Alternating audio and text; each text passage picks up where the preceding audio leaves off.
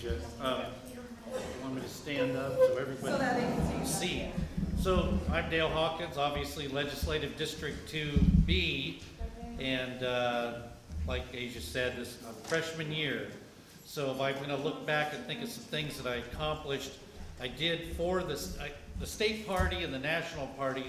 I carried a bill that prohibited ranked choice voting, and we did get that through the House and the Senate and signed by the governor, which I was surprised that he signed it, but I knew that we would get it into law. A lot of people don't understand, but just know this: every state where ranked choice voting has occurred, it turns blue, and it destroys the structure of a state if it's conservative. Another bill that I carried that made it through and signed by the governor was one that cleaned up a law. Right now we have laws that prohibit people who are non-citizens from voting in federal elections, but there's no law that prohibits your county from allowing non-citizens to vote. Well, as July 1st there will be, because we got that all the way through. This was critical because our country's being invaded by people who are not seeking to become citizens. So it's important that we shore up these things. Other than that, everybody's experience in the legislature was different. I know that I spent the first month in my main committee. I'm on the House Education Committee, and we watched all these bureaucrats come in and lobby us. Well, when I was first there, I didn't know that that's what they were doing. I just thought we come in and they're just teaching us what's going on. But after about 4 or 5 weeks of this presentations, and then all of a sudden the bills start flowing, then you realize what was going on. And from what I understand, we were one of the few committees that actually that occurred. I didn't know it wasn't occurring in the other committees, but when the bills began to come, then I understood what was going on. I chose the Education Committee because I see what's happening with our kids. And they're the future of our, not just our state, but our country. And the things that are coming at them are insane. Well, it's even far worse than I ever imagined. You know, as many of you may know, there was a lot of good legislation that we tried to get through the House Ed Committee that failed. Like stuff as simple as taking pornographic material, and we weren't even trying to ban the books, which maybe we should have, but because libraries and school libraries and the colleges are all state funded, but we were just trying to get those materials moved into a section of the library where they weren't accessible by minors. And if I stood up here, and I don't know how many of you are familiar, if I read out of one of these books, right now, there's probably some people under 18 in the room, maybe not, I don't know. I could be arrested by Sheriff Wheeler for distributing pornography or speaking in a certain way with minors in the room.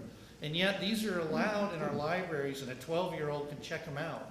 Well, we weren't even trying to get them removed. We were trying to get them placed in a section where they didn't have access. Right now, if you go into a library and there's an R-rated movie, if you're not 18 or older, you can't rent the movie. But if it's a book, they let it go, and some of these books are atrocious. They're beyond what you would think. And I talked to one librarian in my area. She said the most difficult thing she had when she first started is when a 12-year-old came in and checked out 50 Shades of Grey. Now, that's pretty light material compared to some of the material they had. And not only could she not refuse the child from checking out the book, she couldn't contact the parent and let them know. So all we were trying to do was fix this so that children weren't exposed. And the committee had a very uneven balance of those who I would say are conservative and care about our future, because we couldn't even get that bill out of the House Ed Committee. The author of that bill had to rewrite the bill and bring it in through another legal avenue, through a different committee, which it then passed on the floor, and it passed in the Senate and was vetoed by the governor. And we did not have enough votes in the House to overturn the veto. There was many people who voted for it in the beginning and then switched their votes. So this is the temperature of our state. When people said when people say we live in you know, a red state. Idaho's a conservative state. I don't think so anymore. And what we have to do is we have to fight for ground, and that's one of the reasons I ran for office. I want to thank everybody who supported us, you know, before, and the fight's still on. We have another session and an election to go through at the same time, and I hope to serve you well, and if you have any questions at all, I'd be glad to answer them.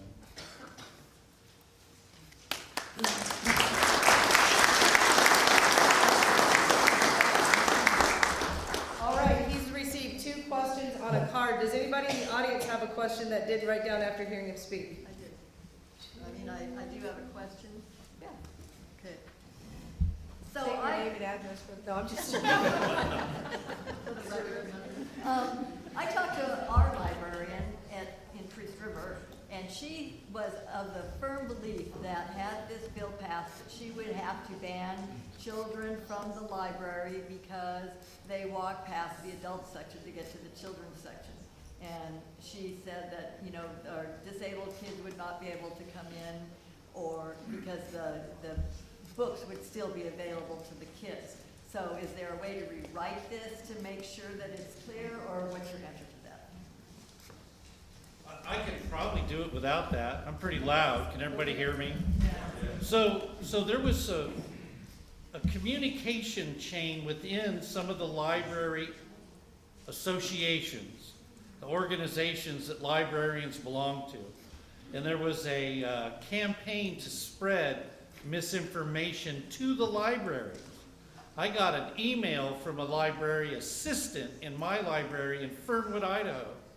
And he was like, well, I know you, don't you think this is encroaching on the First Amendment? Isn't this a slippery slope?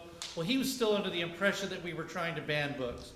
What this bill required was the library to enact a policy.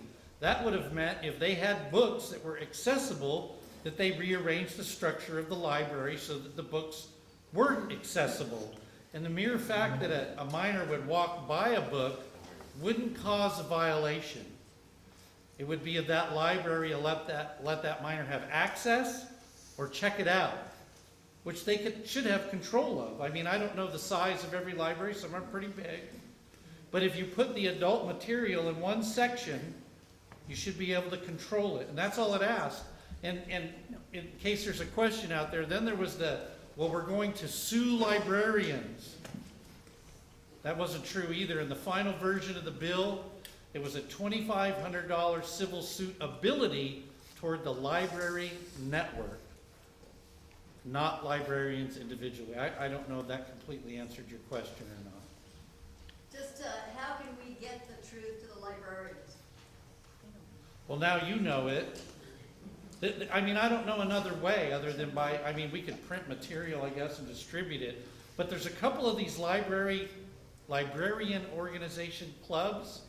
Some of them are just, I think, naive and listening to the other voices. Some of them are nefarious, and they have an objective and a plan. There are people in this state that want your children exposed to this. People who want to lower the age of sexual consent. People who want to cut body parts off children because they say, well, my child knew it wasn't in the right body at 3. You know, this is what we're dealing with.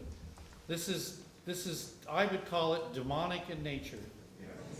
It's evil. And they have an objective, and it's your children. So. I think you have 2 cards in front of you. You don't want to let somebody else play? Oh, can legislation be changed for state rules regarding tax-funded boards? Then it says, i.e., Ponderay Hospital District Trustee Board. If I'm not mistaken, this is a county issue in general. Don't look at me. I'm looking at the county commissioner, and whether or not we could have legislation that would curb this, I'm not really sure.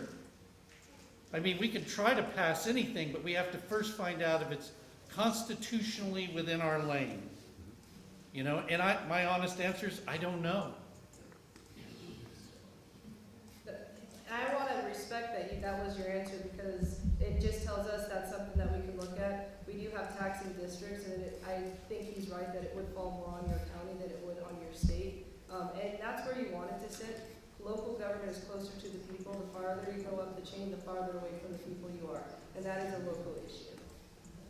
So, and on the tails of that, I was at a town hall last night in, up the St. Joe in Calder, Idaho, which is a very small community. And they have a lot of little issues that they want the government to come in and fix. And I pleaded with them, as communities, we need to learn to solve these issues, because every time you ask the government to get involved, you lose your liberty, you lose your freedom. I don't know how I got Phil's name first, but please, can you give me an update on the federal overreach on natural gas and LP? Can I ask, does the person who asked that question have parents that own a gas fireplace business? Of Rule 8. Didn't that you? You asked that question, didn't you? Baby. Well, I'll tell you something we did do, and gosh, I'm terrible. I don't remember if it made it all the way through. What we did is there was a movement through the Association of Cities that they wanted to be able to have control to ban certain resources, like go all electric, and we put a bill through that would not allow cities to dictate what developers wanted to use for resources for the development, whether they wanted natural gas or propane or electric was up to them. In other words, municipalities couldn't control what you wanted to do in your home. So we did get that through partway. I don't know if it made it all the way through. And that would have been through local government. But we'll know before the end of the meeting. How's that? I don't know who asked the question. I will get the answer for the end of the meeting. So. Sounds good, thank you.